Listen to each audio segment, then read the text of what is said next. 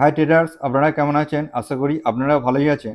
আজ আপনাদের দুটি স্টক নিয়ে অ্যানালাইসিস করে দেখাবো। আপনারা দেখুন দুটি স্টক কী কী রয়েছে। এই দুটি স্টক রিকোয়েস্ট করেছেন চম্পা পাল, কনকর্ড বায়ো, আর 2 নম্বর স্টক হচ্ছে সেনিডার ইলেকট্রনিক। এই দুটি স্টক আপনাদের অ্যানালাইসিস করে দেখাচ্ছি। আর আপনারা যদি কোনো স্টকের রিকোয়েস্ট করেন, অ্যানালাইসিস করার জন্য বলেন, তাহলে আপনি এই কমেন্ট বক্সে অবশ্যই স্টকের নামটি লিখুন। আমি নেক্সট ভিডিওতে আপনাদের অ্যানালাইসিস করে দেখিয়ে দেবো। কনকর্ড বায়ো স্টকটি চার্ট খুলে নিলাম, ডেলি ক্যান্ডেলস্টিকে করে নিলাম চারটা ডেলি ক্যান্ডেলস্টিকে করার পর আপনারা ফিবোনাচি ড্রয়িং করবেন। এখান থেকে নিচে গ্রিন আর উপরে green to green Fibonacci drawing করবেন। ফিবোনাচি ড্রয়িং করার পর আপনারা দেখবেন, দেখুন এখান থেকে আপনারা ফিবোনাচি ড্রয়িং করলে দেখবেন এখান থেকে যে মার্কেটের 0.5 আর 0.61 যে একটা সাপোর্ট জোন ছিল, এই সাপোর্ট জোনটা মার্কেট কী করেছে দেখুন। এখান থেকে মার্কেট কী করেছে, হাই ফরমেশনে মার্কেট লিস্টিং হওয়ার পর হাই ফরমেশনের উপরে গিয়ে একটা টপ ক্রিয়েট করেছে। দেখুন এখানে একটা টপ ক্রিয়েট করেছে।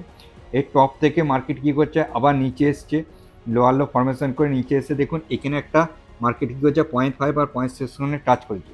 টাচ করার পর মার্কেট কোথায় একটা মুভমেন্ট দিয়েছে, এখান থেকে মার্কেট কোথায় গেছে, আপসাইডে গেছে। কত পার্সেন্ট গেছে, 33% আপসাইডে গেছে। দেখুন এখান থেকে মার্কেট কী করেছে, এই হাই ফরমেশন করে আবার মার্কেট কী করেছে, একটা টপ ক্রিয়েট করেছে। টপ ক্রিয়েট করেছে, আপনাদের বলে রাখি, আপনারা যদি ড্রয়িং করে দেখেন এইখান থেকে গ্রিন টু গ্রিন আপনারা যদি ড্রয়িং করে দেখেন, এটা একটা আপনাদের কাছে কি আছে, রেসিস্ট্যান্ট জোন ছিল।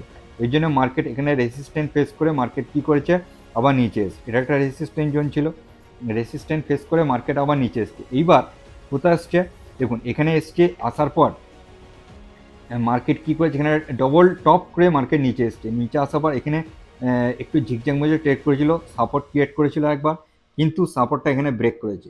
তার মানে ব্রেক করার পর আপনারা তখনই ড্রয়িং করে নেবে।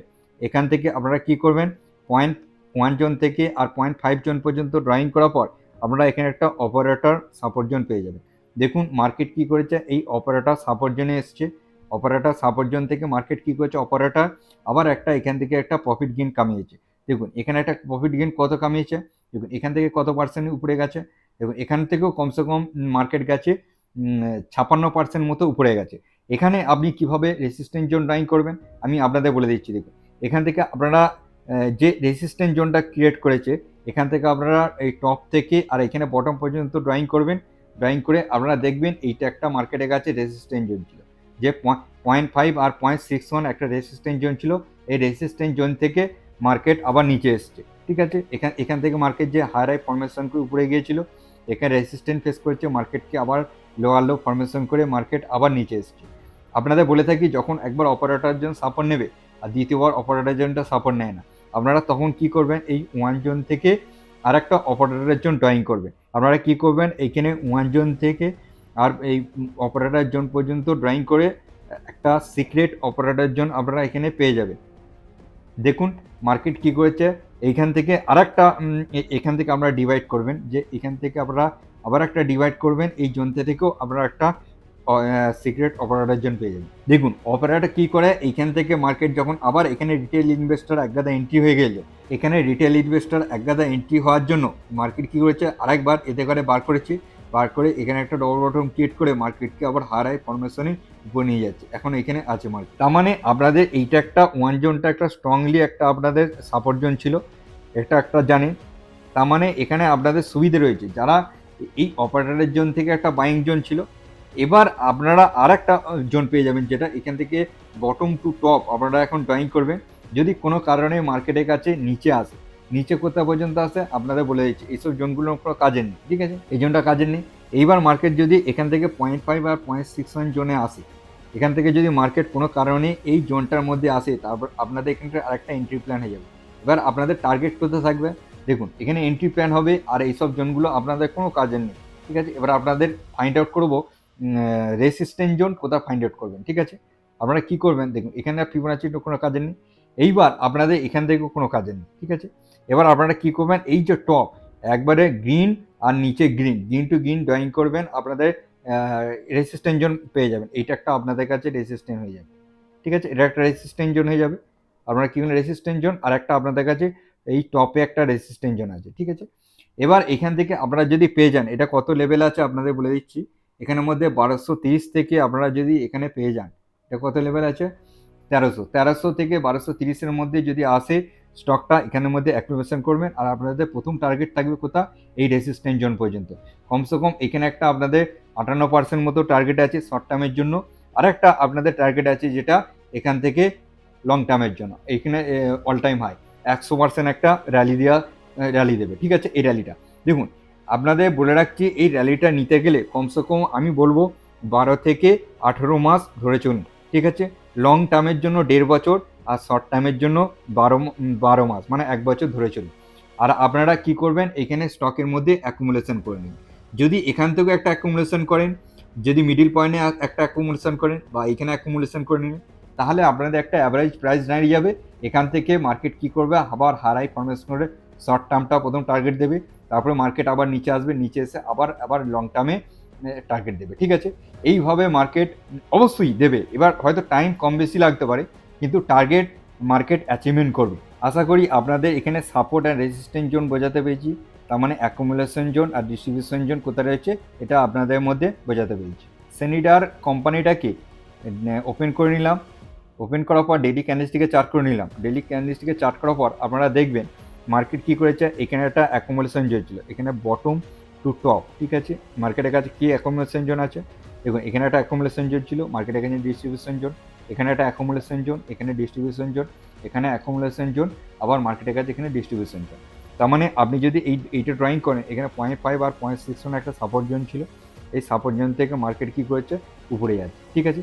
দেখুন ভালো করে, এখানে একবার মার্কেট সাপোর্ট নিয়ে একটা এইখানে পর্যন্ত রেসিস্ট্যান্স জোন ছিল, এইখানে পর্যন্ত এটা একটা অপারেটর এখানে পয়সা কমেছে।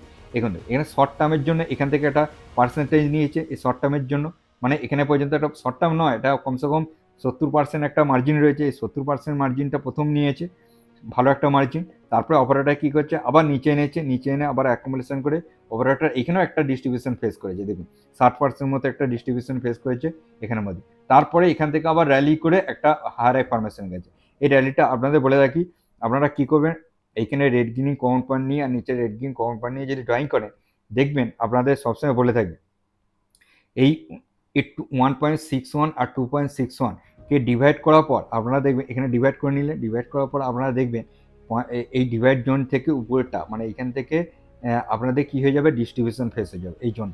এই জোনটা হয়ে যাবে আপনাদের ডিস্ট্রিবিউশন ফেস। দেখুন মার্কেটে এখন ডিস্ট্রিবিউশন ফেসে রয়েছে, মানে এখানে পর্যন্ত আপনাদের ডিস্ট্রিবিউশন ফেসে কমসে কম 1378 টাকা থেকে 1568 টাকা এই ডিস্ট্রিবিউশন ফেসে রয়েছে মার্কেট আবার কি হবে, এখান থেকে যে মার্কেট গেছে ভালো করবে, এখান থেকে মার্কেট যে হাই গেছে, এখান থেকে বাইং হয়েছে, আবার উপরে গেছে, ডিস্ট্রিবিউশন ফেস হয়েছে, আবার এখানে এসছে অ্যাকুমুলেশন হয়েছে, তারপরে মার্কেট যে হায়ার ফরমেশন হয়ে গেছে।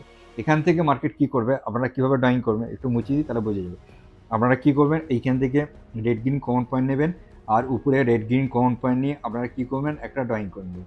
এটা ড্রয়িং করলেন, ড্রয়িং করার পর আপনারা কী করবেন, এই 0.5 আর 0.61 জোনটাকে একটা সাপোর্ট জোন মার্কিং করে নেবেন।